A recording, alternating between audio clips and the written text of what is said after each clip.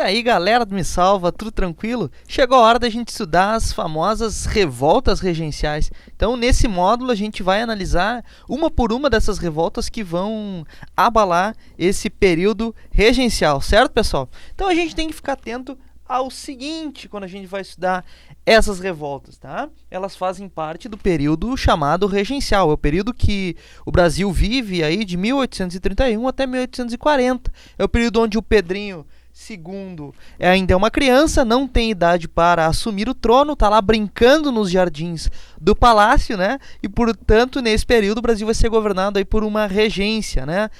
Diversas regências, a gente vai ter um avanço liberal, um regresso conservador, e esse período é marcado, então, por uma instabilidade política, disputa entre liberais, progressistas e regressistas, na institucionalidade. Mas esse período também vai ser marcado pela instabilidade política a partir dessas inúmeras revoltas que vão estourar em diversas províncias no interior do Brasil, ok, pessoal? Então nós podemos dividir essas revoltas em dois grupos, tá? Só para ficar mais didático aqui a nossa compreensão. O primeiro delas são as revoltas de caráter popular. Isso quer dizer que quem estava à frente, quem foram os protagonistas e as principais lideranças desses movimentos eram lideranças oriundas das camadas populares, certo? A gente vai ter a cabanagem no Grão-Pará, a gente vai ter a balaiada no Maranhão, tá? Então, duas revoltas de caráter popular. O povo estava à frente do processo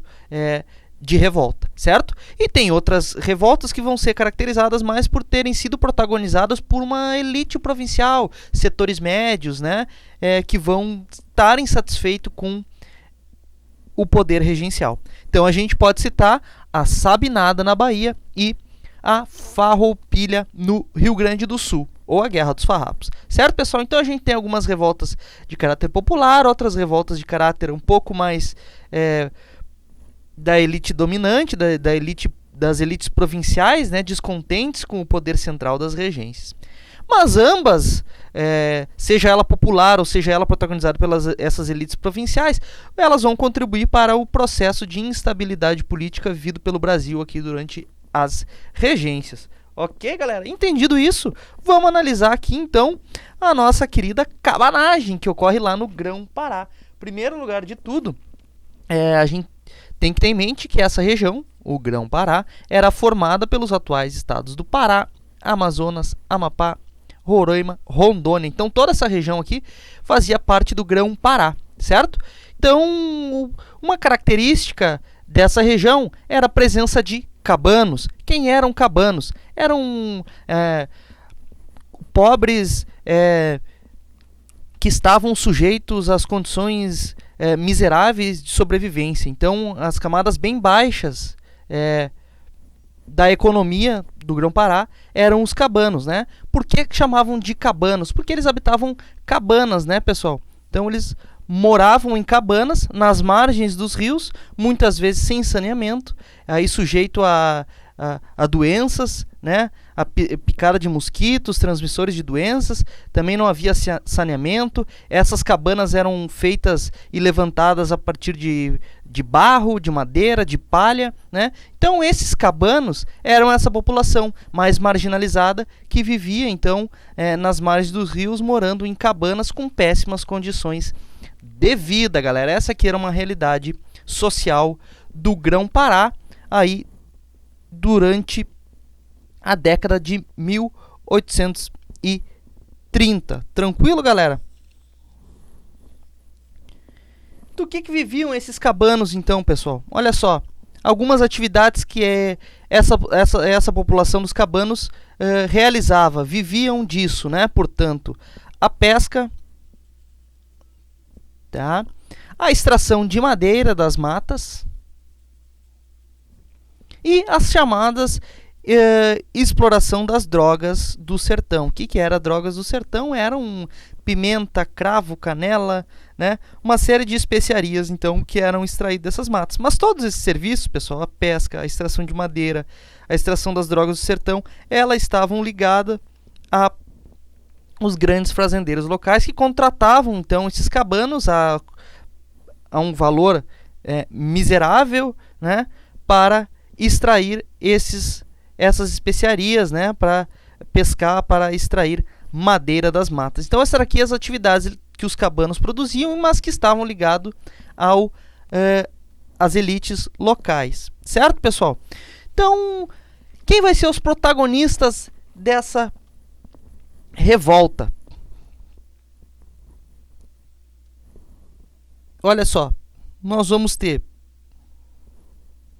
os cabanos e os índios, tá? Cabanos e índios, então, vão liderar o movimento. E qual eram as pautas desses cabanos e desses índios?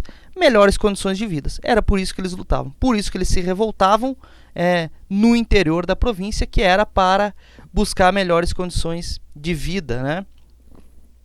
E a gente vai ter também, fazendo parte dessa revolta, a elite local, a elite provincial. Ela também vai se aproveitar desse movimento rebelde das camadas populares para lutar contra o poder central das regências. Então a pauta dessa elite local era aumentar a importância da província perante o governo central, perante o governo regencial. Portanto, a elite local ela vai se somar à causa dos cabanos e dos índios aqui, certo? Galera, em 1835, tá?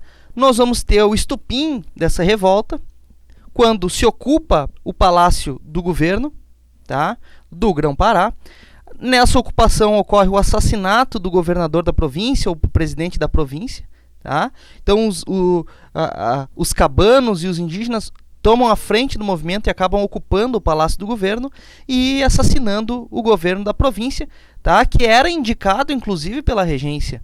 E aí nós vamos ter dois líderes importantes que vão surgir no seio desse movimento, que é o Antônio Vinagre e o Eduardo Angelim, certo? Depois da ocupação e do assassinato do governador da província, então se nomeia as forças revolucionárias, as forças rebeldes, nomeiam um novo presidente da província, que foi o Clemente Maucher. Clemente Maucher era um representante da elite local, porque tinha prestígio e poder político frente à população. Então, portanto, ele assume a presidência da província naquele momento, representando as tropas rebeldes. Só que o que acontece, gente? Ele era um representante da elite local que tinha se somado ao movimento, certo? E aí nós vamos ter uma traição que ele vai protagonizar. Então ele vai trair o movimento rebelde, porque ele vai tentar reprimir os setores populares que estavam à frente da revolta. Então quando ele chega ao poder, ele é nomeado o novo presidente da província, ele acaba traindo os setores populares da revolta e acaba tentando negociar com o governo central. Certo, galera? Olha só, no momento que ele trai, ele tenta reprimir, mas os revoltosos assumem de novo o poder e instalam um governo popular. Olha só, gente. Aí esse governo popular ficou no poder durante 10 meses e a gente vai ter dois presidentes desse governo popular, que vai ser o Francisco Vinagre e depois vai ser o Eduardo Angelim, que eram as duas grandes lideranças das camadas populares aqui desse movimento, certo? Então, no governo popular não consegue realizar grandes mudanças, visto que a maior parte desse tempo, esse governo popular teve que resistir aos ataques da repressão, né? Até que a gente vai ter uma forte repressão a esse movimento. Essa é uma característica, inclusive, de todas as revoltas que nós vamos ver, tá? Vai ser a forte repressão contra essas revoltas, certo? E essa forte repressão é protagonizada pelo exército, tá?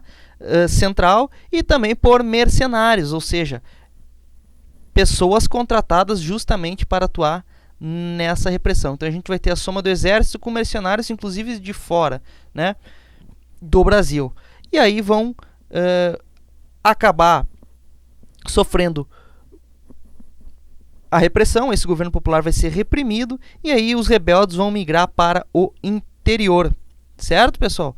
Já que a capital, o governo estava ocupado, a repressão retoma o controle do governo e os rebeldes migram para o interior e acabam resistindo até o ano de 1840, tá? Quando, em 1840, eles são liquidados, as forças repressoras conseguem acabar com a revolta.